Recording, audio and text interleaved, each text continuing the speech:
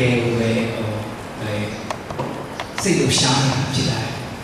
ဒါဖျားရှင်ရဲ့ကောင်းတဲ့ချီးပါတယ်လို့ကျွန်တော်ဆုံးကျွန်တော်ပေါ်ပြချင်ပါတယ်အပြင်ရဲ့ကျေးဇူးတော်ကိုချီးမွမ်းပါတယ်အာမင်ကျွန်တော်ဟိုမလာပြီးတော့ဘုရားတော်ဝင်ငါ့ကိုဘုဖိတ်နဲ့တောင်းရှိတဲ့ဆရာဆရာမများကိုလည်းဒီပဲကျေးဇူးတင်ပါတယ်ဒီဆရာတော်သူပေါ့ဘုရားတော်ဝင်ငါ့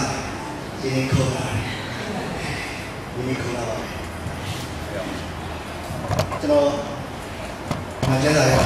ဒီပဲ27အနေ6ယုံကြည်ခြင်းရှိရင်ဘုရားသခင်ကြီးစိတ်တော်နဲ့မတွေ့ရတာဘုရားသခင်ထံတော်သို့ရှိကြတော်သူသည်ဘုရားသခင်ရှိတော်မူသည်ကို၎င်းကိုယ်တော်ကိုရှာတော်သူဟာအကျိုးပေးတော်မူသည်ကို၎င်းယုံကြည်ရမယ်ကျွန်တော်တို့ကိုယ်ဝယ်နေတဲ့ဘုရားဟာတည်နေတဲ့ဘုရားဟုတ်ပြောက်သွားတဲ့ဘုရားလည်းမဟုတ်ရှိနေတဲ့ဘုရားအသက်ရှင်တဲ့ဘုရားအဲ့ဒီဘုရားကိုတို့ကိုယ်ဝယ်ရခြင်းဟာနောက်သားမရတဲ့ကိုယ်ဝယ်ခြင်းအဲ့တော့အဲ့ဒီဘုရားရှိတဲ့ဘုရားကိုထပ်ပြီးတော့ရှာတဲ့သူကိုလည်းဘုရားကအကျိုးပေးတယ်တော့ဒီနေ့ဘာကြောင့်အကျိုးမရလဲဆိုရင်ရှိတဲ့ဘုရားပေါ်မှာမရှာတဲ့သူတော့အကျိုးမရကျွန်တော်နာကြည့်ပြီးတဲ့အခါမှာဘုအသိအခုတော့ဘက်ကနေပြီးတော့အတင်းတော်ဘာသာအတင်းတော်ကြီးသူကျွန်တော်အိမ်ရောက်လာတဲ့အခါမှာဘာအကြောင်းနဲ့လာလဲဆိုတော့သူတို့နာကြည့်မှာသူတို့ဘုရားတော်ကြီးပြိုသွားတယ်ပြိုသွားတော့သူတို့ဘုရားတော်အသက်ဆောက်တဲ့အခါမှာသူအမိုးတွေလူနေတယ်အဲ့တော့ကျွန်တော်ဒီကိုမိတ်ဆွေတယောက်နဲ့ရောက်လက်စောရောက်အဲ့ဒီတောင်ကြီးကိုကျွန်တော်ကြည့်ပြီးတော့ဖတ်ပြီးဘုရားတည်နေတာကျွန်တော်ဒီကြားပဲပြောလိုက်အဲ့ဒီအချိန်မှာဘုရားရဲ့ကိုယ်တော်ကဘယ်လိုလုပ်လဲတော့မသိဘူးအဲ့ဒီဘက်ကထိုင်ပြီးတော့ညိတ်ချပြီးတော့ကျွန်တော်စိတ်ဆိုးသွားမှမသိဘူးဒီစားယူပြောလို့ကျွန်တော်ထားလာပြီးတော့ဟုတ်တယ်ဆရာရဲ့တဲ့ဘုရားမှာတည်နေတဲ့ဘုရားမဟုတ်တာအဲ့ဒီယုံလားယုံနေဆရာယုံလို့ရှိရင်မြင်ရလိမ့်မယ်ကျွန်တော်တို့အဲ့ချိန်မှာဆရာတယောက်နဲ့ကျွန်တော်တို့ကပူတော်ဘက်မှာရှိတဲ့ရွာလေးတွေကျွန်တော်အေးပြီးတဲ့ဘာလို့ပါလဲဘာလို့ပြီးတော့သူ့ကျွန်တော်လိုက်ကျွန်တော်တို့တစ်ပတ်ကြာပြန်ပြမယ်ဗတ်ကြီးရဲ့အဲ့ဒါနဲ့ကျွန်တော်တစ်ပတ်ကြာပြီးတော့ကျွန်တော်ပြန်လာတယ်ပြန်လာတဲ့အချိန်မှာကျွန်တော်တို့ဖားခဲ့တဲ့ဒီမြချင်းရကနေပြီးတော့ကျွန်တော်မိတ်ဆွေပြောတာကျွန်တော်ကိုဘုခေါ်ဘုကမောင်ကြီးတွေ့ရကြပြီဟုတ်ကဲ့အငယ်ကိုကျွန်တော်အခုစကားထုံးပြောမယ်နော်ကျွန်တော်တောင်းတဲ့လူကိုတင်ပြတာဒီလိုရွာတွေမှာညာတော်မလို့လည်း330လူနေတယ်အငယ်စိတ်တို့ထိရင်ပေါင်လို့ရတယ်ဟာဘုရားကြီးယုံတက်ခဲ့တော့ဒီလိုပဲဒီလိုက်တော့ဝယ်ပြီး330ပြည့်လူရရောက်တော့အမိုးတွေယူတယ်အဲ့ဒါမှပြောချင်တယ်ဘုရားကစကားမှတည်ရဘုရားမဟုတ်ဘုရားတကူမှတည်ရဘုရားအဲ့တော့ဘုရားရဲ့သက်သေမှာကျွန်တော်တို့ကရှိရအဲ့တော့ဒီဘက်ဘုရားကတည်နေတဲ့ဘုရားကိုကျွန်တော်ကိုယ်ကမဟုတ်ဘူးဘုရားကကျွန်တော်တို့နဲ့အတူရှိရဘုရားဖြစ်အီမာနီလာကျွန်တော်တို့နဲ့အတူရှိတော့ဘုရားတော့ကြိုက်တယ်ပြတော့ယုံကြည်တဲ့ခံတဲ့သူရဲ့နှလုံးသားထဲမှာအထင်းထဲမှာရှိတဲ့ဘုရားတိတ်ပေါ်36ပြည်ပြည်ခဏလေးငါတို့ရဲ့အနည်းအပါးနဲ့ရှိတော်မူသောဘုရားဒီဖက်လေးငါကြောင့်ငါတို့ရဲ့အထက်မှာရှိတော်မူသောဘုရားငါတို့ရဲ့အထင်းမှာရှိတော်မူသောဘုရားငါတို့ရဲ့အနက်ပြားရှိတော်မူသောဘုရားတရားလေးငါတို့ဘက်နဲ့ရှိတော်မူသောဘုရားအဖေဟာကျွန်တော်တို့ရဲ့အတူကျွန်တော်ရဲ့အထက်မှာကျွန်တော်ရဲ့အပေါ်မှာကျွန်တော်ထက်မှာအဲ့လိုဘုရားရှိနေခြင်းကိုကတွေးရတယ်ပျော်စရာစိတ်ချမှုရှိစရာလုံလောက်မှုရှိစရာဒီနေ့အဲ့ဒီရတာကိုမခံနိုင်ရတဲ့ခွင့်လေးနဲ့တနာအဲ့ဒီလိုတနာရဘာလဲတနာရအဲ့ဒီတရားရှိခြင်းရဲ့အတ္တတော့ဘုရားကလည်းရှိနေတယ်ဘုရားကနားမှာရှိနေတယ်ဘုရားနားဘက်မှာရှိနေတယ်ဘုရားကအထဲမှာရှိနေတယ်ဘုရားကအထက်မှာရှိနေတယ်ဘာလဲအလီအပါနဲ့ရှိနေတယ်ဆိုတော့ဘုရားရှိခြင်းရဲ့အတ္တတွေကိုဒီနေ့ယုံကြည်သူတွေကထူရမယ်ဖြစ်ပါတယ်ဒါမှမဟုတ်မထူနိုင်တဲ့အကြောင်းလို့အမှန်လည်းပါမလို့ပြရအမှန်လည်းပါဘုရားအသက်ရှင်တော့လေပဲဖြစ်သွားတယ်ဒါတော့မထွက်အဲ့ဒီမှာကျွန်တော်ရဲ့ဆုံးရှုံးမှုအဲ့ဒါစကောင်းတယ်အသက်ရှင်ကောင်းကောင်းတော့ပါဘုရားကိုဒီပဲကျေးဇူးတင်ပါတယ်ဒီနေရာလေးမှာကျွန်တော်တို့ သူကမိသားရဖက်နေကိုယ်ကောင်းမြတ်ချင်းကိုကျွန်တော်တက်တဲ့ဝိညာဉ်ချင်းကိုပြီးတော့ကိုကျေးဇူးတင်ပါတယ်ဘုရားခင်ဒီညနေရှိတော့ကိုကျေးဇူးတင်တယ်ရှင်တော်ဘုရားတောက်တဲ့စာကဖြစ်တော့ဒီကိုရောပြောစီလို့တော့ရတော့ကိုဖွင့်တော့ပါကိုရောပြောတော့ပါရောက်စီတိုင်းပဲကောင်းချင်တာကိုဖြစ်စေတော့ပါခရစ်တော်ရဲ့တော်နာမနဲ့စောင်းတယ်မှာစက္ကအနန္တပိုင်းအဖတော်ရပါခင်အာမင်အာမင်ကျွန်တော်လည်းဒီမောင်ကြီးဖြစ်ပါတယ်ကျွန်တော်က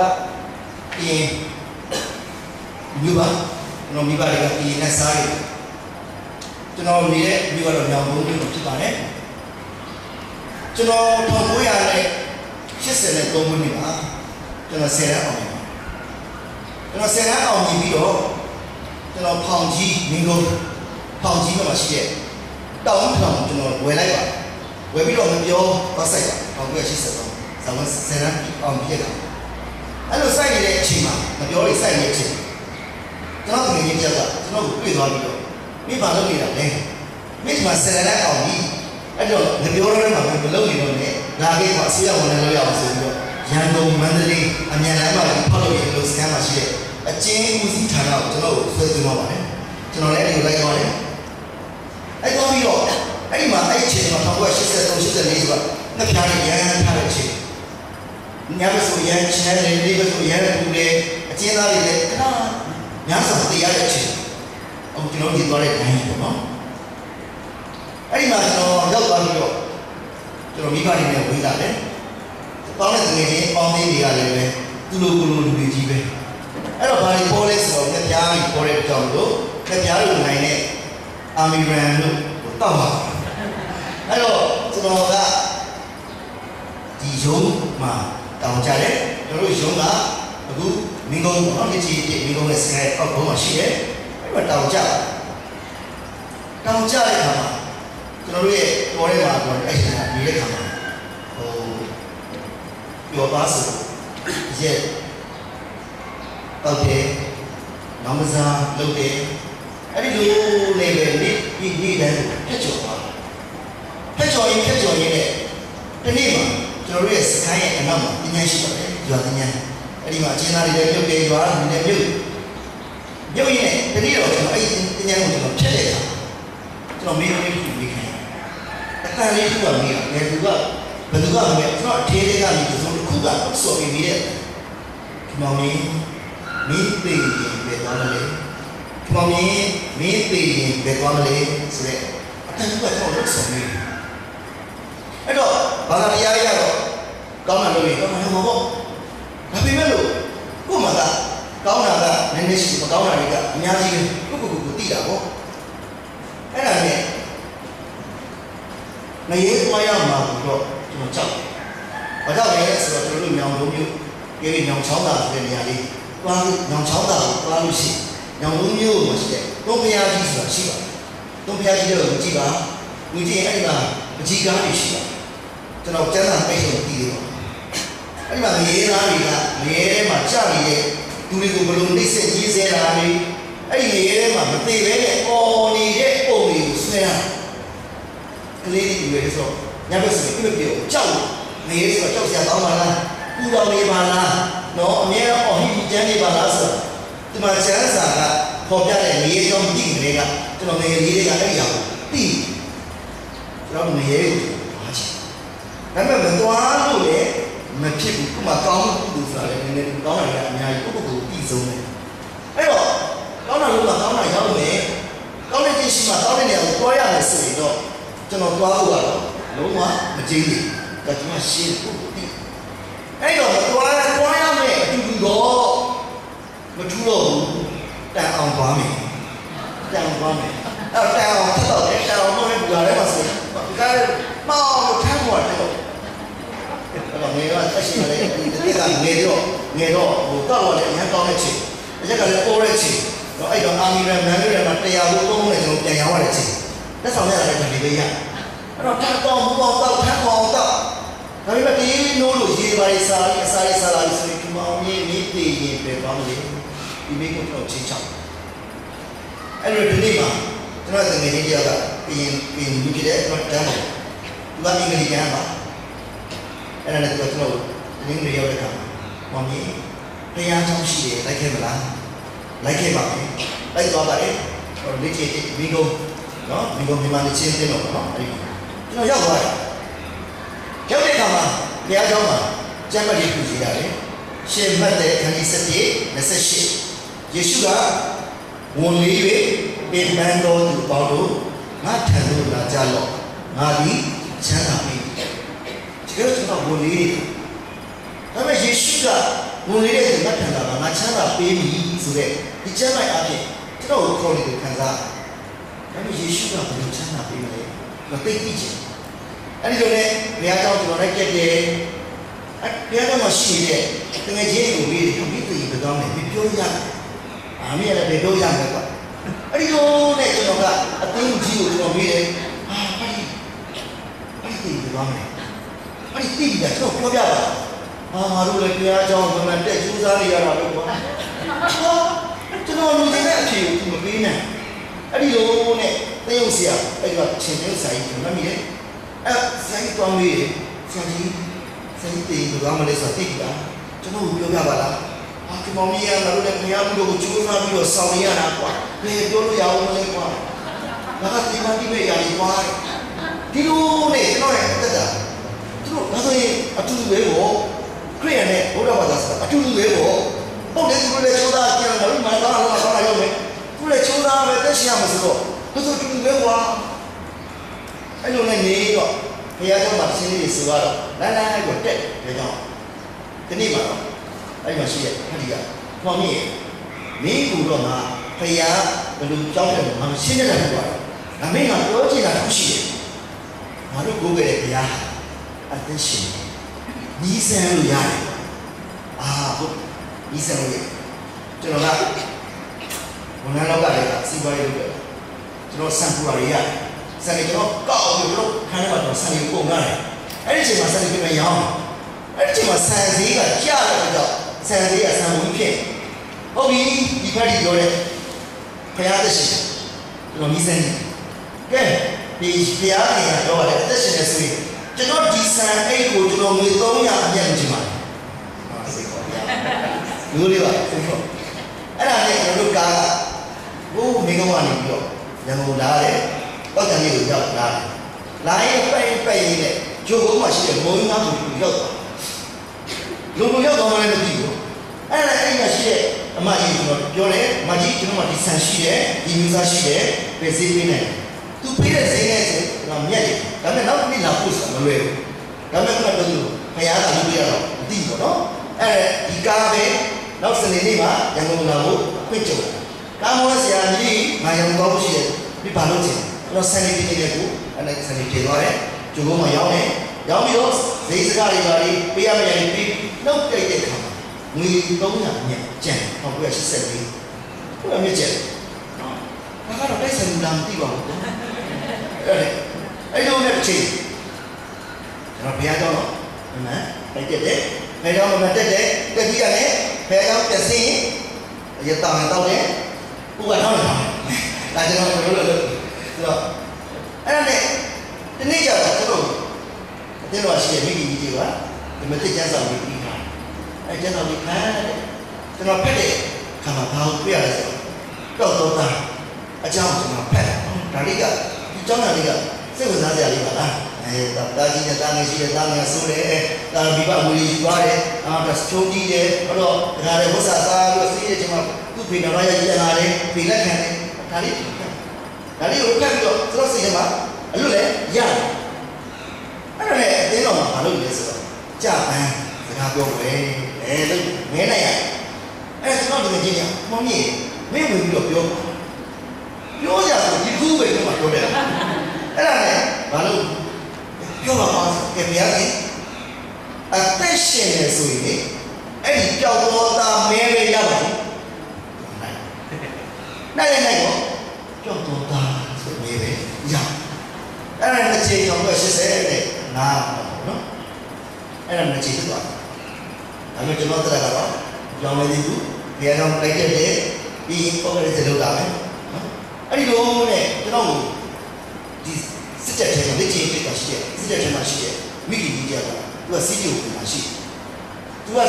စနေတနင်္ဂနွေအဲ့လိုပေါ့နော်ကျွန်တော်အားရတဲ့ list ကျွန်တော်ဒီရောင်းတော့လာပြီးတော့ဒီကွာလိုက်ခဲ့ပါကျွန်တော်သူ့မလိုက်ချင်ဟောကျွန်တော်အပေါင်းလေးနေပြောပါတွေ့ရင်တော့ခေါ်သွားတယ်အဲ့ကျွန်တော်မလိုက်ချင်တဲ့ချင်းနဲ့လိုက်သွားတယ်ဘာကြောင့်လဲဆိုတော့သူ့ရဲ့ဘုံနဲ့ကျွန်တော်ပြောရတယ်မမီးနောက်ပြီးပါအမေငါစနေတဲ့ကားတဲ့ဟိုလေးမိဖို့ဒီကေကိုတားလို့လေဟိုရှိရဲ့အဲ့သူ့ရဲ့စိတ်ကနည်းနည်းလေးထွေပြားနေတဲ့ကြောင့်မိကီပြီးပါတော့ဆိုတော့သူပြောရတော့ကျွန်တော်လန်းလန်းလို့သွားရတယ်နောက်လို့ရှိရင်ကျွန်တော်ကိုချင်းနေစုပြတယ်ကျန်တာလေးဖတ်ပြတယ်ဒါကကျွန်တော်ကိုမလို့အေးလို့လို့မသိဘူးတော့မသိတာအဲ့လိုနေနဲ့သွားလာပြန်အဲ့လိုနေနဲ့1900နဲ့89ခုနှစ်ရောက်တဲ့အခါကျွန်တော်တက်ကြီးစီးတင်တယ်ကိုကျွန်တော်တက်မလို့မတန်းဘောတော့တက်ခွင့်ရအဲ့လိုရတဲ့အခါတနေ့ကတော့မရှိတဲ့တက်မလို့ကြီးရောအိုးရဲတော့ဆုံးတာတက်ကြ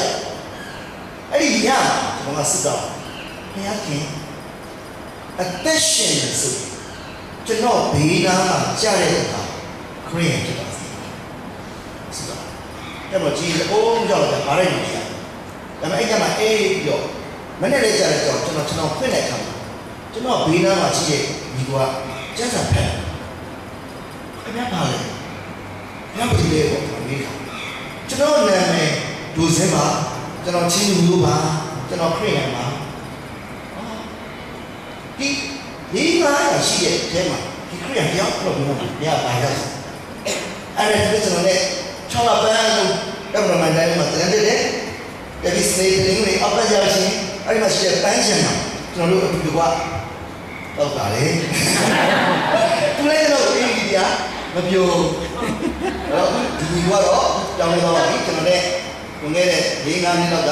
ကျွန်တော်တို့မုံရွာ5-6နှစ်ခုရှိတာပေါ့နော်ဟုတ်ပြီကျွန်တော်တို့မုံရွာမှာရှိတဲ့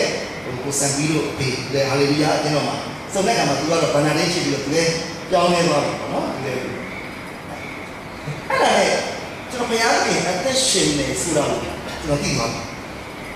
ဘုရားခင်အသက်ရှင်တာသိတာနဲ့ကဲဒီရနဲ့ခြားစီမတူအဲ့လိုနဲ့ဘုရားအသက်ရှင်တယ်ဆိုတော့သိပြီ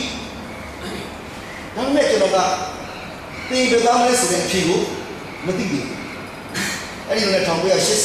နှစ်89ခုပြီးတော့ကျွန်တော်တို့ဒီကံမတိုင်းမှာတင်နေစင်းနဲ့စီပြီး88ရောက်တဲ့ခါမှာအရေးကြီးဖြစ်တယ်အရေးကြီးဖြစ်တဲ့ခါမှာကျွန်တော်တို့ရဲ့မိဘအတင်းတော်လေးကိုအရေးကြီးပြီးရဲ့အချိန်ပြီးမှုမလေးဆရာပြောရောက်လာတဲ့ခါမှာငါဖွဲ့တဲ့သူနဲ့ငါပိတ်တဲ့သူနဲ့ရှိတာပေါ့နော်တင်းတော်နားမလည်ဘူးအချိန်ကဘာကြောင့်လဲဆိုတော့ပြီးအဲ့တော့အဲ့ဒီဆရာလေးရောက်လာတဲ့ခါမှာသူတင်းတော်ကြီးကဒါကျန်တာသူ့ကိုလက်ခံတယ်ဒါပေမဲ့တချို့လူကြီးကလက်မခံကျွန်တော်ကလည်းအဲ့ဒီမှာဗာမတိရံပြည့်ရောက်လာတော့ကျွန်တော်လည်းမေးလိုက်တာလက်မခံတဲ့အဖွဲ့ကိုနော်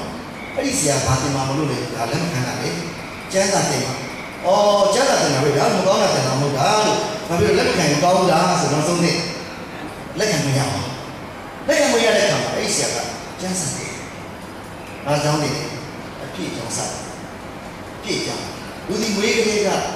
အပြစ်ပါလေရှိပါတယ်အမိဝမ်းထဲမှာပရိသေတီစီပင်အပြစ်ဆွဲပါတယ်ဆရာကျမ်း51မြင်သားမှာပြောတယ်။ဘာလို့ကျွန်တော်တို့ရဲ့ဘာသာတရားကြီးကအပြစ်ဆိုတာလို့အပြစ်ရှိတယ်လို့ပြောတယ်။အခုကအပြစ်သားရှိပြီးသားဖြစ်တဲ့ကြောင့်အပြစ်သားဖြစ်လို့အပြစ်ကိုလုပ်တယ်ဆိုတော့တင်ပြတယ်။ခွေးကောင်ဟောင်းလို့ခွေးကြတာလားခွေးပြလို့ဟောင်းတာလားဘဲကောင်ကရီကူးလို့ဘဲကြတာဘဲလို့ရီကူးတာလားကင်းရပါဘာလို့ကင်းပုံရီကူးလို့ကင်းလို့တတ်မှတ်တာလားကင်းဖြစ်လို့ကင်းလုံကြီးဖတ်တာလားကင်းစကားပြောလို့ကင်းတတ်မှတ်တာလားနော်ကင်းဖြစ်လို့ကင်းစကားပြောတာလားအဲ့ဒီသူကပြောပြတော့ဟုတ်နေရမယ်ဟုတ်တာပဲကျွန်တော်ကင်းလို့ကင်းစကားလည်းမတက်ဘူးတော့မတက်တဲ့ကြောင့်ငါကင်းမပြောတဲ့လည်းငါကင်းရတယ်ဟုတ်တာတော့ငါဘာလို့ပြစ်လို့လဲငါပြစ်သားပြီလို့ပြစ်လို့ဟုတ်နေတာပဲဒါပေမဲ့အဲ့ဒီအဖြစ်ကလွန်ရောက်ဖို့အတွက်အကျင့်ကြံမှုကောင်းမှုကုသိုလ်တွေနဲ့မရတဲ့အကြောင်းကထပ်မရှင်းပြဟုတ်တာပဲကုသိုလ်တွေပဲနေလို့မှန်နေတာပဲငါကောင်းတာလို့ချိန်မကောင်းတာတွေကများနေတာပဲဟုတ်တာပဲရမို့ဒီမှာတန်းတာပြောတယ်ကောင်းမှုမရှိတရားမှုမရှိ လူပေါင်းလို့ဒီဒုစရိုက်သူကြီးတရားပြင်ရှင်းတော့မှအတိတက်ကြလူအပေါင်းဆိုမှဘယ်လိုလဲလေးသားကြည့်သွားတဲ့လူတွေလည်းပဲဘုရားရှင်ကအတိတက်တာပဲကျွန်တော်တို့ငမှုငလေးလည်းအတိတက်တာပဲအတူတူတဲ့ကလည်းအတူတူပဲပေါ့ကိုယ်စတဲ့ကိုပြီးတော့အတူတူပဲမှန်တာပဲအဲ့တော့သူတို့အပြစ်သားကခွေးကမှခွေးဖြစ်တဲ့ကြိုက်တဲ့ကြောင့်ဟောင်းတဲ့ကြောင့်ခွေးတောင်ကြည့်တယ်မကြိုက်တဲ့ခွေးမဟောင်းတဲ့ခွေးကခွေးတောင်ကိုမကြည့်ဘူးဟုတ်လားပဲခွေးမင်းဟောင်းမှာကြိုက်ရင်တောင်ကြည့်ရမှာအဲ့တော့အပြစ်သားတယောက်ကအပြစ်လုပ်တယ်ဆိုတာအပြစ်သားတောင်ကိုကြည့်ပေါ်မှာထားတော်နေဖြစ်တယ်ဟာသိဟုတ်လားလက်ခံဒါပဲကျွန်တော်ပြစ်သားလို့ဖြစ်တယ်ကိုယ့်ကိုယ်ကြီးပြန်ဟုတ်တယ်ငါပြစ်သားဖြစ်လို့ဖြစ်တာမဲ့တယ်ကွာဟုတ်တယ်ငါတက်တဲ့ကြတာလုပ်ခဲ့ပါလားကိုယ့်ကိုယ်ကြီးအဲ့တော့ပြစ်သားမပဲရှိပြီးတော့အပြစ်မလုပ်ပဲနဲ့အော်ကိုရီးယားမတန်ဘူးပေါ့နော်အော်ကိုယ့်ကိုယ်အဲ့ဒီလိုနဲ့ဒီအဖြစ်ကနေလွတ်မြောက်ဖို့အတွက်စူးစမ်းမှုအားလုံးထူထမ်းပြေးကမှုဘုရားကြောင့်လာကြမှုဘာမှမဆိုင်ဘူးဆိုတာနားလေလိုက်အဲ့ဒီအတွက်ကိုအပြစ်ထဲမှာနေဖို့တဲ့သူတွေအပြစ်ကြောင့်ငရဲသွားမဲ့သူတွေမျောလင်းခြင်းမဲ့နေတဲ့သူတွေအတွက်ယေရှုခရစ်တော်ဟာဒီလောကသို့ကြွလာတယ်ဒီမှာတက်တာယေရှုခရစ်တော်ဒီအပြစ်ရှိသောသူကိုကယ်တင်ခြင်းကဒီလောကကိုကြွလာယေရှုခရစ်တော်ကဖြစ်လာတဲ့တရားမဟုတ်ဘူးရှိတဲ့တရားကလောကကိုဖြစ်ကြွဆင်းလာအဲ့လိုကြွဆင်းလာပြီးတော့ယေရှုခရစ်တော်ကကျွန်တော်တို့ရဲ့အပြစ်တွေကိုစားလောက်ဝါးခဲ့တဲ့အသေးခံပြီးငါတို့ဒီအပြစ်ရှိစေတဲ့ခရစ်တော်ဒီငါတို့တို့အသေးခံတော်မူပြီးဖြစ်၍ဘုရားခင်ဒီငါတို့ကိုအပယ်ညလောက်ချစ်တော်မူဒီကိုငါတို့ဟာထင်ရှားစွာပြတော်မူတယ်။အော်ဒါဘုရားငါ့ကိုမှာချစ်တယ်ဆိုတော့ပြတယ်လက္ခဏာပါလား။ယေရှုကတော့အသေးခံခြင်းဟာဘုရားငါ့ကိုချစ်တယ်ဆိုတော့ပြပါလား။ယေရှုတော်ရဲ့တွေးတော်ဒီငါတို့အပြစ်ရှိတဲ့ကိုစေးကြောတော်မူတယ်။ရှိတာအဲ့ဒီအကျိုးကြီးခံရတယ်။သုံးရမတော်လေးမှာရှင်းပြထားတော့တယ်။ယေရစတိနဲ့ဆက်တာယေရှုကငါ့ထမ်းတော်ခြင်းကြောင့်အသက်ရှင်ခြင်းကြောင့်ဖြစ်ငါကိုယုံကြည်တော်သူတည်လို့လေရှင်လေယေရှုကငါအမှန်တရားဆိုဒီကငါကိုယုံကြည်တော်သူထားတဲ့ကိုရတယ်ပြောနေတာယေရှုကပြည့်စုံတော်ရဲ့အသေးခံနေသူ့ရဲ့အသွေးနဲ့ကျွန်တော်ပြည့်စုံတဲ့ကိုစေးကြောလိုက်တယ်အကျိုးကြီးခံနေသုံးရမသုံးလေးမှာပြန်လဲထမ်းမြောက်တယ်အဲ့ဒီတရားကတရားလေအဲ့ဒီတရားကကျေးဇူးတရားလို့ခေါ်တယ်နောက်တရားပါလေဒီမှာလို့ရှိပေါ်လို့တကောစလာသုံးနာမှာပြောတယ်ငါဒီကိုယ်တိုင်ခံသိတိုင်းတင်တို့နဲ့အပ်ပြီးတော့အကြောင်းအရာမူတာခရစ်တော်ဒီငါတို့အကြောင်းအသေးခံတော်မူတင်းချုပ်ဒီမှာကျမ်းစာတော်ဒီတိုင်းသုံးရမသုံးလေးတိုင်းထမ်းမြောက်တော်မူထိုတရားဒီပါတရားလေအေးဝံဂေလိတရားအေးဝံဂေလိတရားဒါမို့အဲ့ဒီအေးဝံဂေလိတရားကိုကျွန်တော်ဒီဆရာအားဖြင့်ကျွန်တော်ကြားလိုက်ဒီရှိကျွန်တော်တို့ဒီခံနေကျွန်တော်သူ့ရဲ့အတွေးတော်နဲ့ကျွန်တော်အပြစ်ရှိများကိုစိတ်ကြောနဲ့ဒီလိုခံနေသုံးရက်ရောက်တော်နေ့မှာရှင်းနေထားတော့လေအဲ့ဒါကိုယုံကြည်လက်ခံတဲ့သူဟာပြည့်ငရေကနေပြီးတော့လွတ်မြောက်တယ်ဆိုတဲ့ဝမ်းမြောက်ွယ်တည်င်းကောင်းကျွန်တော်အဲ့ဒီမှာကြားလိုက်အဲ့ဒီတရားကအေးမှုဂလိတရားအဲ့ဒီချိန်မှာအေးမှုဂလိဆိုတာတဲ့လူတွေကကြောက်တာကျွန်တော်လည်းနားမနေအဲ့ချိန်အေးမှုတရားအေးမှုတရားဘာလဲကိုအေးမှုဘာကြောက်ကြလဲတော့ကျွန်တော်လည်းမသိတော့မှလည်းအဲ့မှာဒီအေးမှုဂလိတရားကအားဖြင့်မယုံတဲ့သူဟာအပြည့်စုံဘယ်လောက်ကြီးပဲခရီးဖြစ်လာခဲ့ပြီဘယ်လောက်ကြီးပဲဘယ်တော့မှတက်လေစီအေးဝင်ဂရီတရားပေါ်မှာမယုံတဲ့သူဟာအပြည့်စုံတယ်မကုခဏစချောင်းတခီယေရှုကဘေးတော်ခိုင်းတဲ့တရားကိုမကုအခဏစချောင်းနဲ့ဆန္ဒမှာဒီလိုဒီလောကီနိုင်ငံရဲ့ရှိသမျှကိုတွား၍ဝိညာဉ်တက္ကဝါပေါင်းတို့ကအေးဝင်ဂရီတရားကိုဟောကြားတယ်ယုံကြည်၍ပဋိစ္စံကိုခံတော်သူဒီကယ်တင်တော်မူခြင်းတို့ရောက်တဲ့မယုံကြည်တော်သူကအပြစ်စီရင်ခြင်းကိုခံရတဲ့ရိုးရိုးရှင်းရှင်းလေးခရီးရှိကသူ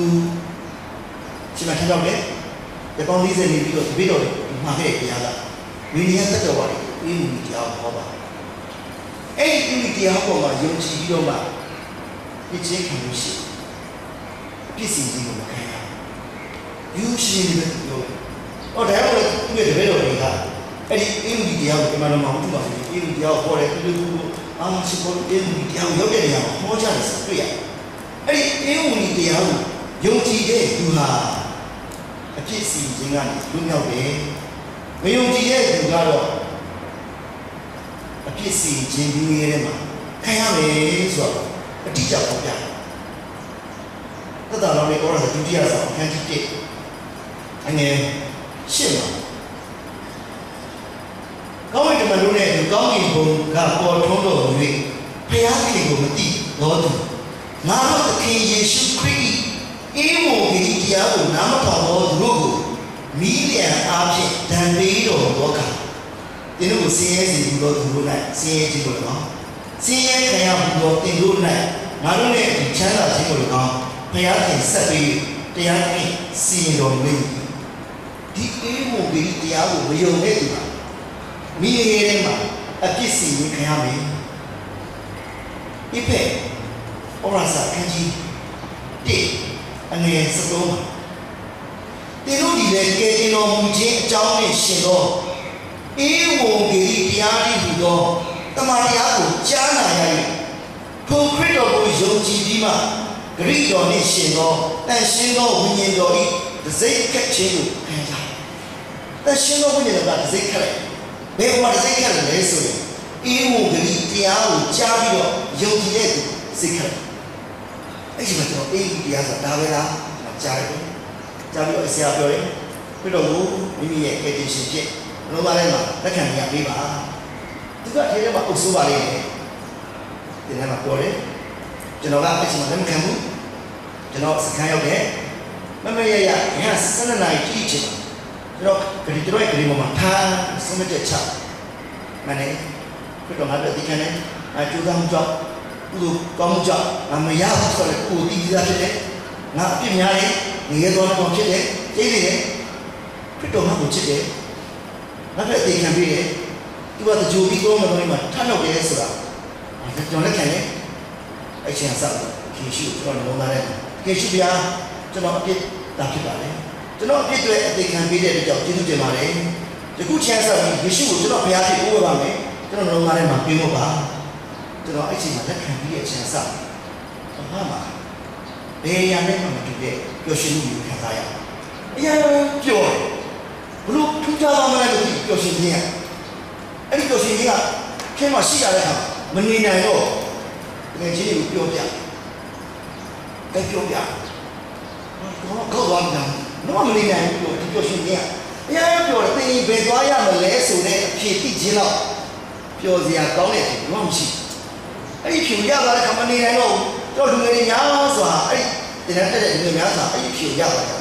အဲ့ဒီတော့အဲ့ဒီအတင်းတော်မပြရလဲဆိုတော့လူထားတော့လူငယ်တွေကစူကြတယ်မိသားဖွဲ့ကြတယ်အရှင်းစူကြတယ်ခါချာအတင်းတော်ဒီမှာလိုက်ပါဝင်ကြလူကြီးရဲ့ကြီးကိုအံ့ဩကြ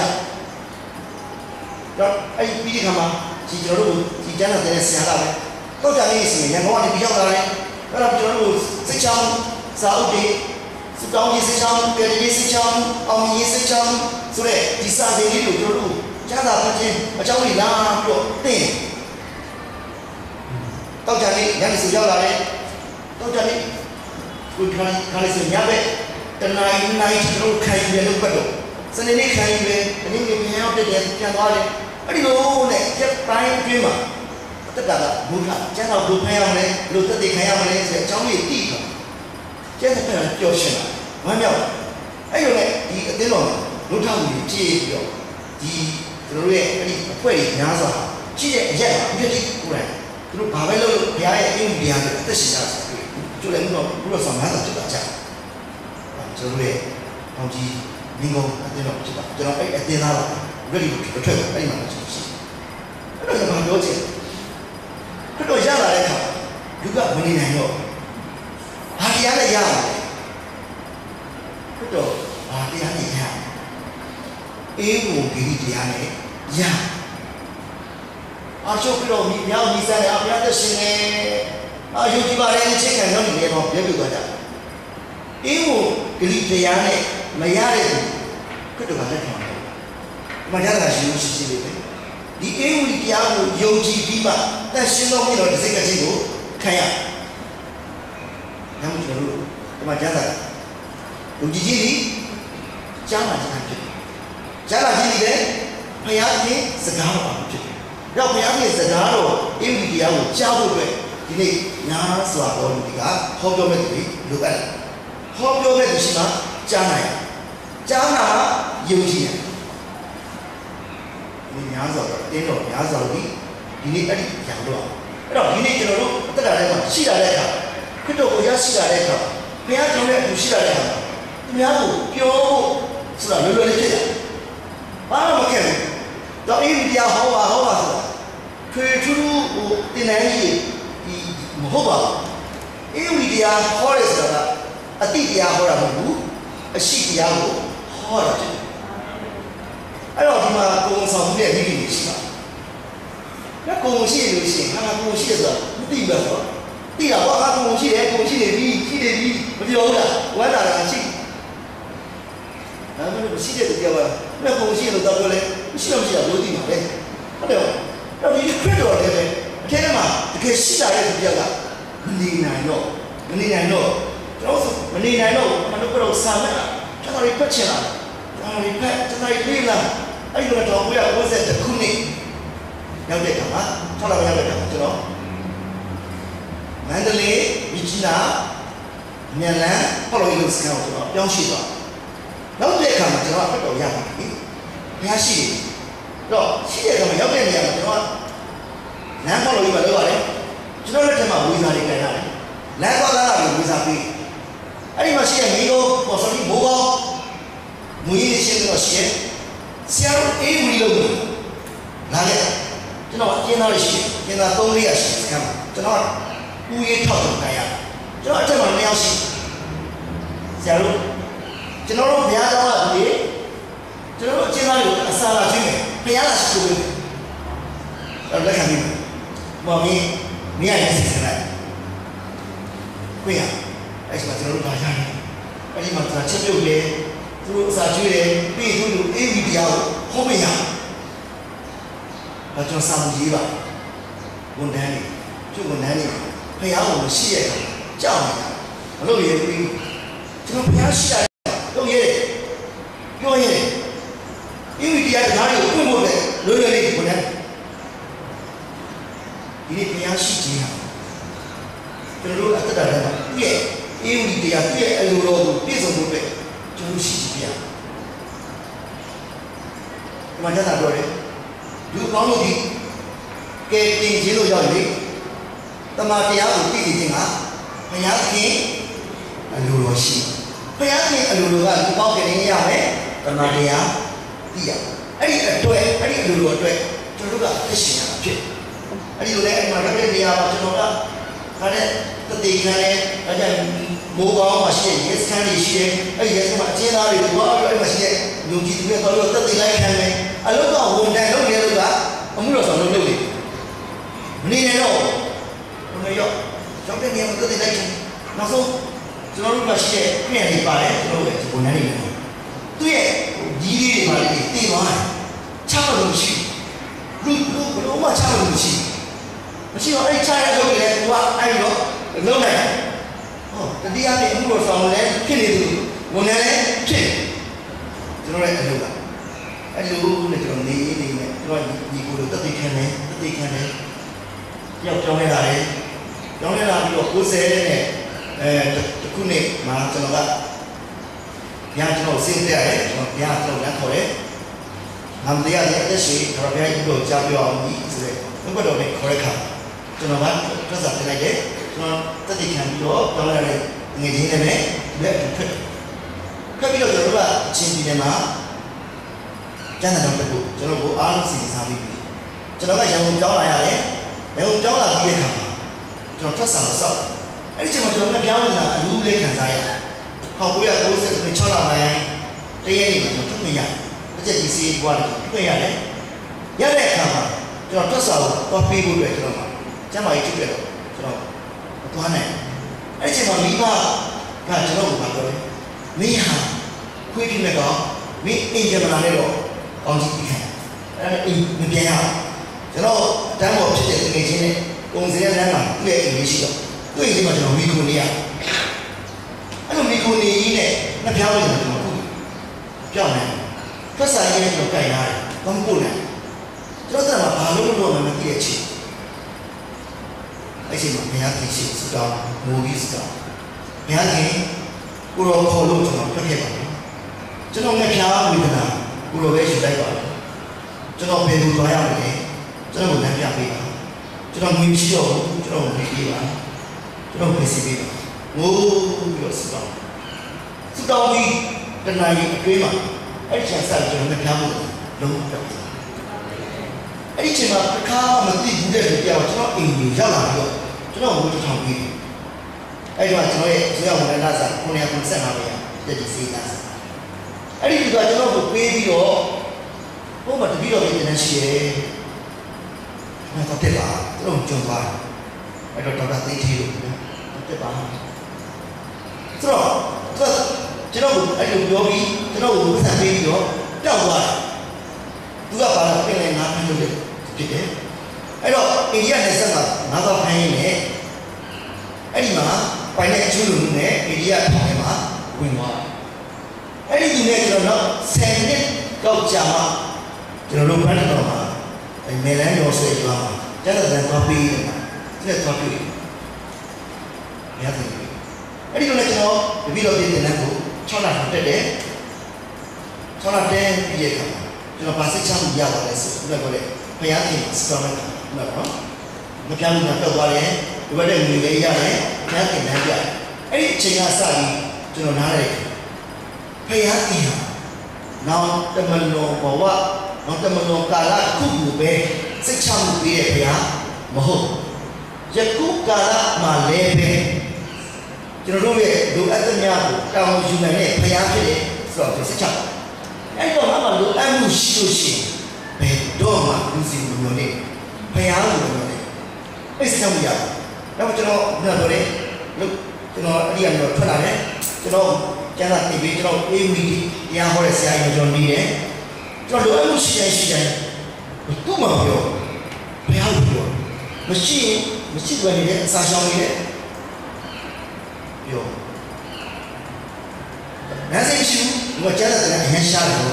ကျန်တဲ့တဲ့ကအရင်ရှားတယ်မှာဟုတ်ပါပြီကြီးအဲဦးကျိုးစီမှာကျန်တဲ့ခဏလို့ကျွန်တော်တို့ကနေတာကဒီအလုံးမနေအဲ့ဒီကကျန်တဲ့တော့တက်ရညဘက်အကြရင်လမ်းစိတ်မရှိလမ်းလျှောက်တယ်ဒီကချင်းပူတာလည်းပို့တယ်လမ်းစိတ်မရှိလမ်းလျှောက်တယ်ဘာလို့စက်မရှိဒါပေမဲ့မာနရှိဘုရားပြေဘုရားမြင်ဘုရားသိဘုရားကမတော်ကျွန်တော်တောင်းတာဘာလို့လဲဆိုအဲ့ဒီချိန်ကဘုံမတန်တဲ့ဈေးရှိပါတယ်အဲ့ဒီချိန်မှာကျွန်တော်ကအေးဘီခီးစဉ်ထွက်ပြီးတော့ပြန်လာတဲ့အခါဒီဘုံမတန်တဲ့ဈေးမှာကျွန်တော်ကစက်ကက်နော်ဒီရုံးကနာစက်ကက်နဲ့ဆိုဝင်နေချိန်အဲ့ဒီမှာရှိတဲ့ editor တွေတောင်းတဲ့ editor တွေကအရှိထွက်သွားတယ်ခင်ဗျာလုံးဝမရှိတော့အဲ့မှာရှိတဲ့ဆရာတော်ကမမြင်မင်းလို့ပါကျွန်တော်ကအခုမှပြောနေတာလေအခုမှဒီစာပေလေးမြင်ဘူးလားကျွန်တော်ဘာမှမတက်အဲ့တော့ကျွန်တော်မလုပ်တက်ဒါပေမဲ့ဘုရားခင်လုပ်ခိုင်းတော့လုပ်နေအဲ့ဒါကျွန်တော်လူတွေရဲ့ပုံစံလေးတွေကျွန်တော်ကြည်ရတာလေးတွေကျွန်တော်လေ့လာပြီးကျွန်တော်လုပ်တယ်အဲ့တော့စာစီရဲ့ခေတ်မှာကျွန်တော်နေချင်တာကြောင့်ပါခဲတော့ကိုယူရတယ်စာစီရတယ်ကျွန်တော်စာပေစီစီကိုလိုက်ရတယ်အဲ့စာအုပ်ဖတ်ဖို့ပဲအများကြီးလုပ်ရ participate ကျွန်တော်လုပ်ရတယ်အဲ့စာကိုဖတ်ပြီးအဲ့ဒီလုပ်ရတယ်အဲ့ဒါလုံးပြခါနောက်ဆုံးစာကိုစူတောင်းအဲ့ဒီကအဘောစာအုပ်မှာရေးရတယ်ဒီစင်းမှာကျွန်တော်ရေးကြအဲ့တော့ဘုရားခင်ကျွန်တော်ရေးတဲ့ဘုရားစာဘုရားကမနဲ့3နိုင်တဲ့ခေါ်လို့တယ်စာအုပ်နဲ့စာရေးရရေးဘုရားတင်ပြီးแล้วဘုရားခင်ရပြီခိုင်းပြီဆိုစိတ်ကြောင့်မရဘုရားခင်ခိုင်းပြီဆိုရင်ကျွန်တော်တို့ဗာလဲလုပ်ပါမယ်လို့တော့ဝင်ချလိုက်အနောက်ကလူအတ္တမြ sport တွေဘုရားဗာလဲပြီးတယ်အာမင်အဲ့ဒါတော့တက်ရှိပါ အဲ့ဒီအတက်ပညာကိုတက်သွားတယ်သူကျွန်တော်စာလေးပဲရေးတဲ့ကံစက်တဲ့သူတက်ချောင်းမှုတွေဆိုရှိပါတယ်အမှမြင်တဲ့ခွန်အားရှိစေဖြစ်နေဆိုတဲ့ကောင်းစင်တဲ့ကျွန်တော်စာမဲရေးနေပါဆိုတော့ကျွန်တော်စာမှုတွေလည်းများတော့ဘုရားကြီးကျွန်တော်ပြပြပါအဲ့တော့နားလေတော့အဲ့တော့ဘုရားကြီးကသူခိုင်းပြီဆိုရင်ကျွန်တော်တို့ဘက်ကပါလေလုပ်ချင်တဲ့ဆန္ဒပဲရှိတယ်အနောက်ကဘုရားလုပ်ပေးတာအဲ့ဒါကလည်းအဲ့စာပြီးအတက်ပညာကျွန်တော်တက်သွားစာပြီးရေးတဲ့ပညာတက်သွားတယ်စာအုပ်ရေးတဲ့ပညာတက်သွားတယ်အမှန်လားသမီးအဲ့ဒီချိန်မှာဒီချိန်တော့စနေလေးခိုင်းစနေနေ့တိုင်းစီအယုတ်ချိမိတဲ့အယုတ်စေးရုံမှာနာနာချီယောဂဝါဒနာတွေရှိတော့အဲ့ဒီဒီတွေကိုကျွန်တော်ကတိုက်တော့ခွာသွားပေးရတယ်မင်းတော့ပေးရတော့ပေးလို့ရှိရင်ဒီရတယ်ဘာပြန်ပေးရတယ်ဒီနေ့မမရတဲ့ရှိခဲ့ပါကျွန်တော်လည်းဒီမှာမစကြောက်ချက်ရှိတယ်အဲ့ဒီနေ့မှာအခုခွာပေးတယ်ပြီးတော့15ချက်သူပေးလိုက်တယ်တစ်ချက်ချင်တယ်လမ်းစိတ်ပြန်လဲပြန်လာတော့ဆရာတော်အိမ်ရောက်တယ်ဆရာတော်ကခမောင်ကြီးညငါအလူပေးခြင်းခေါင်းတော်ကအတီးရဲ့ကျွန်တော်မင်း20ပြီးမင်း20ပြီးပါအဲ့ဒီမင်း20ကအခုမိမလည်းရတယ်ကလေးလည်းရတယ်နော်မပြောက်ဘူးငွေ20ရငွေ20 200 2000 2000 သိန်း30 သိန်း100 သိန်း1000မကတော့ဗျာတူပါရတယ်ကျွန်တော်တက်တည်ထူတာအဲ့ဒါကဘာပြောချင်လဲဆိုတော့ဘုရားရဲ့ကောင်းကြီးကျွန်တော်ပေးတာပဲဒီစောင်းတုတ်တဲ့တက်ပညာကိုတက်လာတယ်တက်လာပြီးတော့ကျွန်တော်ရတဲ့ကောင်းကြီးမြင်လာလေးကျွန်တော်မိဘတွေပြန်ကြည့်ကျွန်တော်ကိုကြီးမဲ့ကောင်းကြီးပေးရမိဘတွေပြန်ကြည့်မြစ်ကြပြန်ပြတဲ့အခါ1980နဲ့အဲဆို90နဲ့ရှစ်ခုနှစ်မှာကျွန်တော်ဒီစာအုပ်ပုံနှိပ်လုပ်ငန်းပညာကိုသင်တန်းကိုကျွန်တော်ခိုင်းတော့တက်ရအဲ့ဒီအချိန်မှာကျွန်တော်ရဲ့မိခင်ကြီးက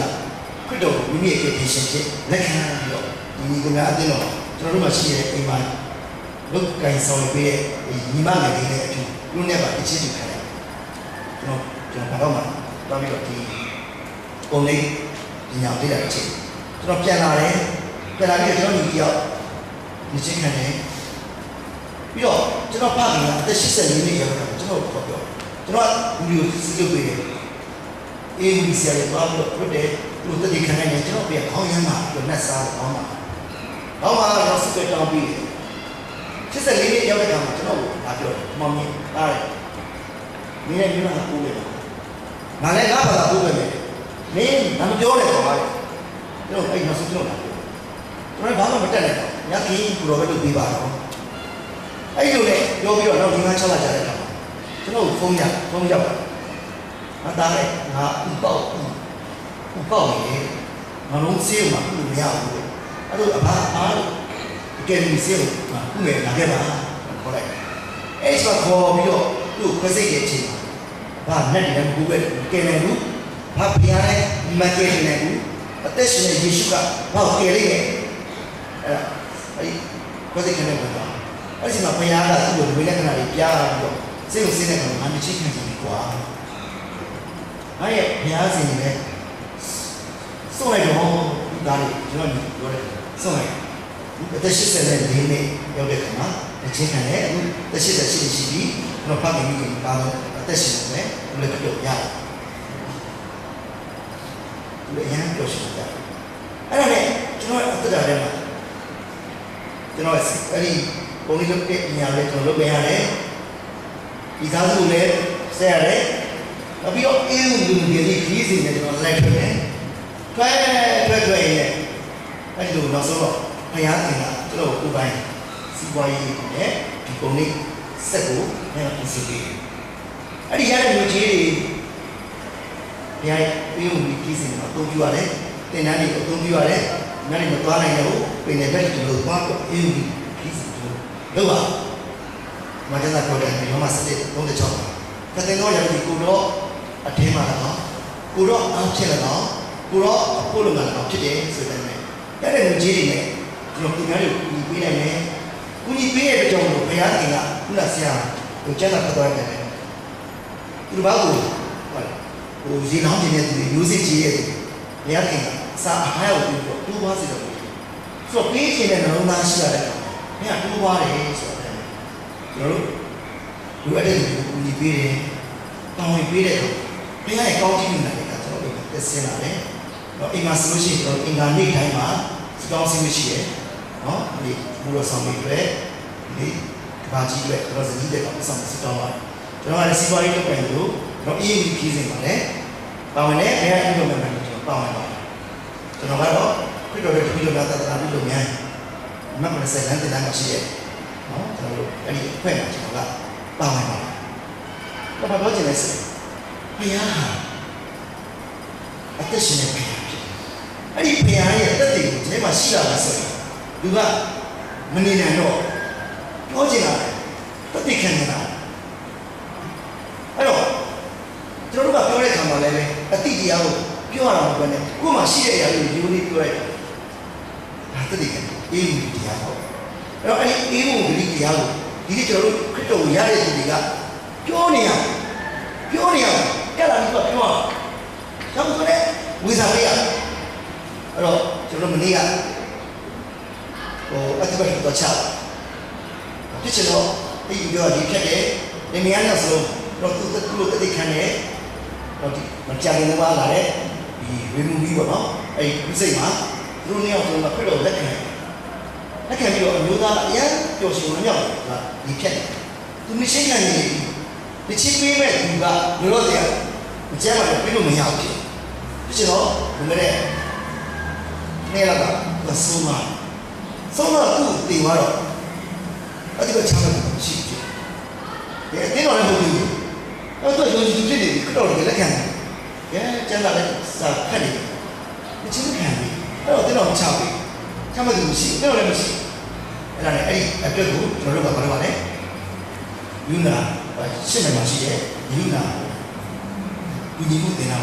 အဲ့ဒီကပေါင်းပြီးတော့ချတယ်ဒီတရားကိုဟောနေရပြီအဲ့တော့ဒီနေ့ကျွန်တော်တို့ရဲ့အတ္တထဲမှာဒီအေးဖို့ဒီတရားဟာတို့ရောက်စီတယ်ရည်ကြီးဘုရားခင်ကလည်းအဲ့ဒီအေးဖို့ဒီတရားကိုတို့ရောက်စီတယ်ဟောစီချင်အဲ့ဒီအေးဖို့ဒီတရားကိုဟောဖို့ဆိုတာလည်းအေးဖို့ဒီတရားကိုကိုယ်တိုင်ကြားပြီးကိုယ်တိုင်ခရစ်တော်ကိုယုံကြည်ပြီးမှဟောလို့ရတဲ့တရားဖြစ်တယ်ဒါမှတတိဖြစ်တာနောက်မှမတန်းလာတယ်အေးဝီတရားဟောတဲ့သူကကိုယ်တိုင်ရရှိတဲ့သူဖြစ်တယ်မနေနိုင်တော့ဒီကူဆိုလို့ရှိရင်မနေနိုင်ဘူးသူ့ထဲမှာရောက်တဲ့နေရာမှာညီးတယ်တော့ညီးတဲ့ညီးရောက်ပြီးတဲ့အခါမှာရောက်တဲ့နေရာမှာအေးဝီတရားကိုဟောတယ်ဒီလက်ဆူလေးမောင်းလို့မယ်မချမ်းသာသူပြောက်စီတယ်မိသားစုပြောက်တယ်ဒီအေးဝီတရားကိုကြားပြီးတော့လူတွေကဝမ်းလို့ဖြစ်ခံစားရသူ့ဆိုမနေကြကောင်းခရီးကကြာပြီတင်းတော့မင်းနိုင်ကခရီးရမယ်ကွာဘိုးစင်ပေါင်းဆက်ပြင်မင်းတို့လည်းဒီဘာလို့ပြောမလို့အဖြေရှိတယ်ညာရှိကျွန်တော်ကျေးဇူးတော်အပြင်ငရဲဘုန်းတော်လုံးမလာတာစင်ကာပူကျွန်တော်ရောက်သွားတဲ့အခါမှာကျွန်တော်ကိုဆရာတရားကဒီမတ်တိုင်ဒီညာကိုလာခဲ့ပါဒီကားကိုစီးခဲ့ပါလို့ကျွန်တော်ပြောအဲ့တော့ကျွန်တော်ကဒီပြောရမယ်ဆိုကျွန်တော်ကညီကုန်းသွားမယ်ဒီပေါ့ဗျာဒါပေမဲ့ဖြစ်ချင်တော့ညီကုန်းသွားမယ်ဆိုခုဘက်ကန်းစီးရဒီမှာတော့စီးရဒါပေမဲ့ကျွန်တော်ဒီဘက်ကန်းမှာရှိတဲ့သုံးစီးပြီးတော့လိုက်သွားမသိတော့မသိရဘူး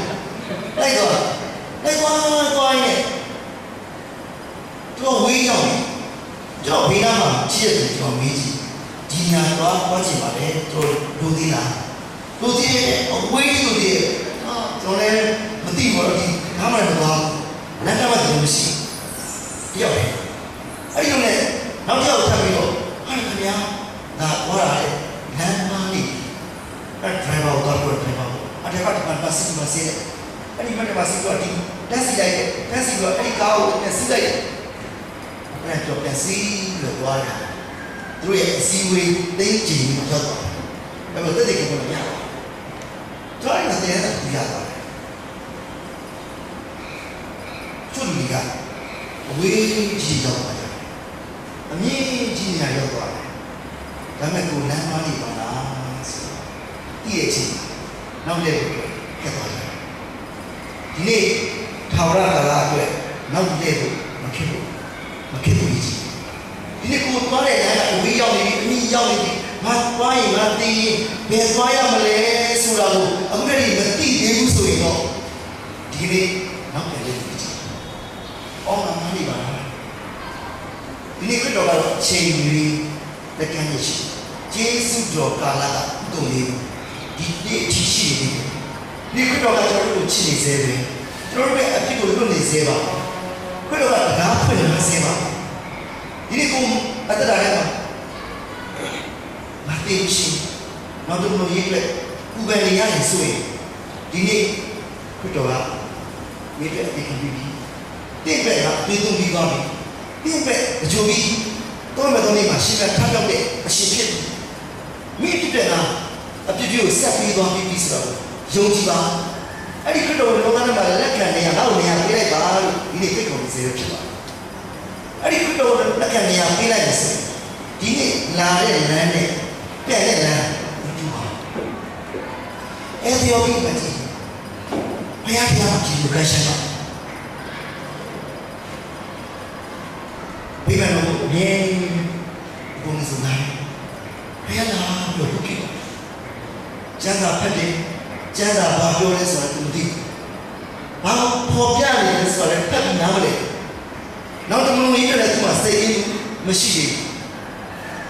ဒါပေမဲ့ဘုရားကလို့မမှန်မရှိဘူးမှန်တဲ့ဘုရားကိုဝယ်ပါတယ်ဘုရားကိုဝယ်ပါတယ်ကြည်ကြိုလေးသားမှုရှိပါတယ်ပညာရှိတယ်ဉာဏ်ရှိတယ်ဥစ္စာရှိပါတယ်ဒါပေမဲ့အတ္တတာနောက်တစ်မျိုးအတွက်စိတ်ချမှုရှိတယ်အဲ့ဒီချိန်မှာဖိလိပ္ပုဆိုတဲ့လူငယ်လေးတနည်းအားဖြင့်မုဆိုးမာတွေဟေလီနေမုဆိုးမာတွေအစာကျွေးဖို့အတွက်ခန့်တဲ့အချိန်မှာပါတဲ့လူငယ်လေးအဲ့ဒီလူငယ်လေးကနေပြီးတော့တန်ရှင်တော်ဝင်လို့စစ်လို့ပြီးတော့သူ့ကိုခေါ်လာတယ်ကိုတော့ကျမ်းစာမှတ်တာနားလဲပါလားခေါ်ပြမဲ့သူမရှိဘယ်နားလဲပါမလဲတက်ပါ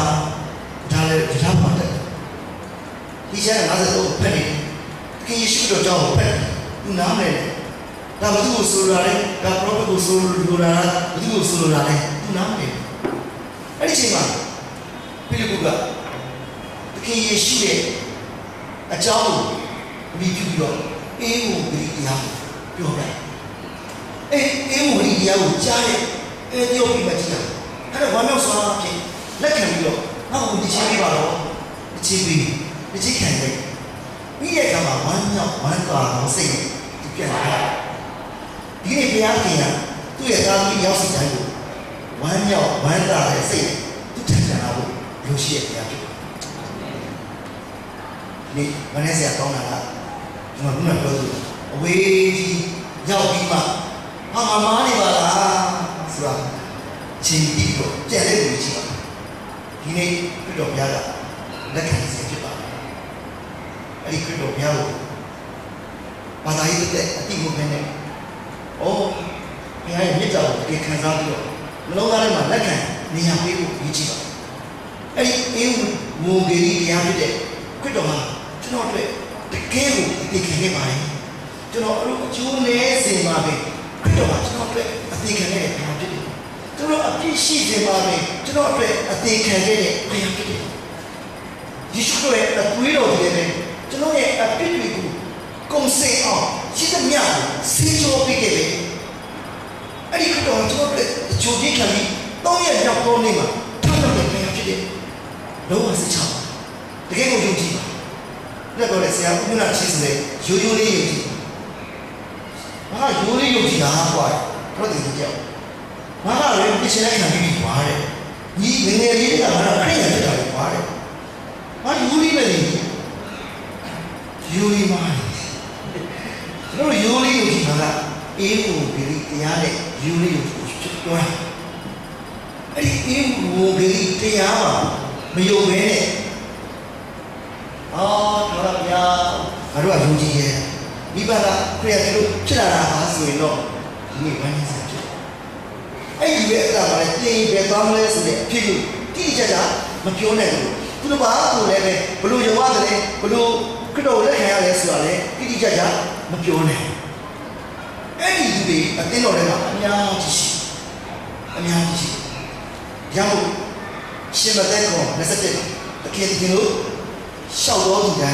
刚给人家都没样的礼物。我想问，这种你给这种给点多嘛？点多人气过来，那说的点多谁过来？我说对。နောက်ကျွန်တော်တို့ရဲ့အတက်ကမှာကျွန်တော်တို့ကိုယ်တိုင်ကအဖေပိုင်တဲ့ခရားအဖိုးပိုင်တဲ့ခရားဖြစ်ဖို့တဲ့ကျွန်တော်ကိုယ်တိုင်ပိုင်တဲ့ခရားဖြစ်ဖို့ကအရေးကြီးဆုံးပဲအဲ့လိုရှိလာတယ်ဆိုရင်ကျွန်တော်တို့ဘယ်နေရာရောက်ရောက်အေးဝင်ပြီးမျိုးစေ့ပေါ့ပါပဲကျွန်တော်ဘာပဲလုပ်နေဘာစီးပွားရေးလုပ်ဘာပဲလုပ်နေတယ်အေးဝင်ပြီးလုပ်နေစားရတာမှာကျွန်တော်ရဲ့အသေးသေးသားတွေမကျွန်တော်ရဲ့အလုပ်သမားတွေအေးဝင်ပြီးပြန်ချောင်းလုပ်တယ်ဒါဘာဒီကျွန်တော်တို့ငွေလေးပေါ်လေးလုပ်လိုက်ဝန်ထမ်းတွေစုလိုက်ပြင်ပြန်ဟောလိုက်နိုင်လို့ရတာကိုယ်တိုင်ကရှိနေပြီဆိုရင်လောက်ချင်စိတ်ကအများကြီးဖြစ်တယ်။ကျွန်တော်တို့ကဟိုချိန်နေစေဘုန်းကြီးဆိုတာဒါမှကျွန်တော်ခြံရှိတယ်။အဲ့ဒီခြံမှာကျွန်တော်အပင်နေစိုက်တယ်။ငါကံမျိုးကြီးကျွန်တော်မွေးတယ်။အဲ့ဒီမှာရှိတဲ့လူတွေကိုမလို့လူငယ်လေးလူတွေကိုအင်းဂီရီပြီးခဲ့တဲ့ဒီ Christmas တိုင်းမှာကျွန်တော်တို့ TV ကနေပြတယ်ပါတော့မြစ်တာပါလို့ဆိုပါလေဟိုပြရှိအဲ့ဒါကိုစုလေးကိုစုပြီးတော့ခါတယ်အဲ့ဒီပြတော့တက်တက်ခနဲ့အခုအဲ့ဒီကလေးတွေကအားလုံးကပြောင်းလာကြအဲ့မဲ့ကမှအတင်းမရှိအတင်းတော့မရှိတော့ဘယ်လိုမှနည်းနည်းပြတဲ့ဆရာအားလုံးသူ့ရဲ့တပည့်တွေဒီစနေစုတဲ့တော့တင်ပြီးအဲ့မှာတော့ရှိအခုလည်းကျွန်တော်နားမှာငွေလေးစုရတယ်ကလေးတွေစုရတယ်တင်းလို့ရှိကျွန်တော်ဘာမှချွေထူးလို့ဆရာမလို့ပါအမကျွန်တော်ရှိတယ်ငွေစုတယ်အမဒါလေးပြောပြရတယ်တင်းတော့ဖြစ်နေဒါပေမဲ့ဘယ်အသေးအောက်မှာလည်းမရှိဘူးဘယ်လိုလဲရောက်တဲ့နေရာမှာကျွန်တော်တို့ကလုံးလို့ရတယ်ဆိုတော့ပြောပြကျွန်တော်တို့တောင်းချင်မှလို့ရတယ်ကားစီးလည်းလို့ရတယ်ဘယ်နေရာမှာဆိုဒီတရားတော့ပြောတာကိုယ်ရှိပြောရင်လွယ်လွယ်လေးပြောလို့ရတယ်ရုပ်ကိုယ်တန်ရှိပြီးတော့ဒီအေးမှုမျိုးတရားကိုပြောမယ်ဆိုရင်ဒီလိုမျိုးဖြစ်တာပြောင်းလဲမှုဖြစ်လာတော့အသေးတော့မှလည်းဒီပြောင်းလဲလာကြဟာပါပဲတော့ဒီတရားကိုစီးကိုလည်းကမှဒါတဲ့သူတွေကိုစီတောင်းပေးတယ်ပြောပြတယ်သူစီကမှကဲဒီနဲ့တက်တဲ့တရားကိုဖွင့်လာတယ်ဒါတဲ့သူကဒါလာသူနားထောင်ရတာလေသူစီကမှလေအဲ့တော့ဗာပဲကြားနေရအဲ့ဒါဒီပါစဦးကတရားဝဲရမ်းကြိုက်တယ်ဦးကချစ်ဆိုရင်ရမ်းကြိုက်တယ်တော့တက်တိခံသွားဒီကနေ့မှပြောသွားတယ်ဆရာရဲ့ဒီကရမ်းပြောသွားတယ်ဒီတရားလေးအသက်ထသွားတယ်သိချောင်းဒီတရားသူစနေတရားကြောင်းလဲသွားရမ်းကျင်နေသွားဘယ်လိုလဲပါတော့ကျွန်တော်တို့အတက်တယ်ပါဒီအေးဝင်ဝင်တရားတွေဒီတောင်းကိုကြည့်ဘွားရီလုံးလားဝန်ထမ်းလုံးလားဘာပဲလုပ်နေလုပ်ချင်လို့အေးဝင်တရားတွေဒီတောက်တဲ့သူတွေဖြစ်မယ်ဆိုကျွန်တော်အဲ့ဒီရဆက်ပါအဲ့ဒီအေးဝင်တရားကိုဟောဖို့ပြောဖို့ပဲခေယေရှုကိုယ်တိုင်ကအမိန့်ပေးခဲ့တယ်ဖြစ်အဲ့ဒီအေးဝင်တရားကိုယုံတဲ့ဒီဘာသာနဲ့ဒီနေ့အတိစီခြင်းကလုံးရောက်တယ်ဒါနဲ့ပါကျမ်းစာအဲ့ဒီအတွက်ကျွန်တော်တို့အသက်ရှင်ဖို့ရည်ကြည်ပါတယ်နော်အဲ့ဒီအတွက်ကျွန်တော်တို့ငယ်အားလုံးကကိုယ်တိုင်တော့ရတယ်ရောက်တဲ့ရောက်ဝိစာပေးမဲ့တတိကံပြောလိုက်ခေါ်နေသူခေါ်မယ်လုပ်မယ်ဆိုရင်ကျွန်တော်တို့အများကြီးအကြမ်းမှာမူထားပါအကြမ်းကြီးခရစ်တော်ပြန်ရတဲ့ချိန်ဒီနေ့ကျွန်တော်တို့ကိုဆင်းရဲစေဘူးသောသူတွေဒီမိငယ်အေးဒီတရားကိုကြားပြီးတော့မယုံတဲ့သူတွေမိငယ်မှာခံရမယ်ကျွန်တော်တို့ခေါ်ပြောတဲ့ခါကျွန်တော်တို့ကဲ့ရဲ့လောက်တော့ပါစီကျွန်တော်တို့ကဆင်းရဲတဲ့ကျွန်တော်တို့တွေလည်းအဲ့ဒီချိန်မှာခရစ်တော်နဲ့အတူကောင်းကင်ဘုန်းတော်ထဲမှာစံစားရမယ်ဟုတ်လားအဲ့ဒီအတွက်အေးဒီတရားမိတော့ပါလို့ငင်္ဂါရင်းနဲ့နော်တတိယံမှာပြပါတယ်ရောက်စတဲ့ဘုရားရှိခိုးပြပါစေအာမင်